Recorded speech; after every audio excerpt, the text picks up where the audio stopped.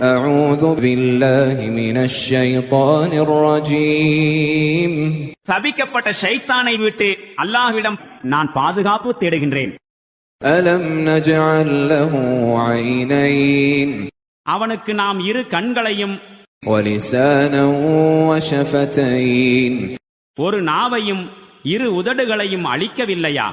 وهديناه النجدين மேலும் நன்மை தீமையின் தெளிவான இரு வழிகளை அவனுக்கு நாம் காட்டினோம் அல்லவா?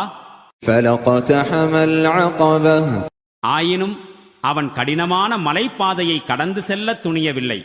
وما أدراك ما العقبة கடினமான அந்த மலைப்பாதை எதுவென்று உமக்கு தெரியுமா என்ன?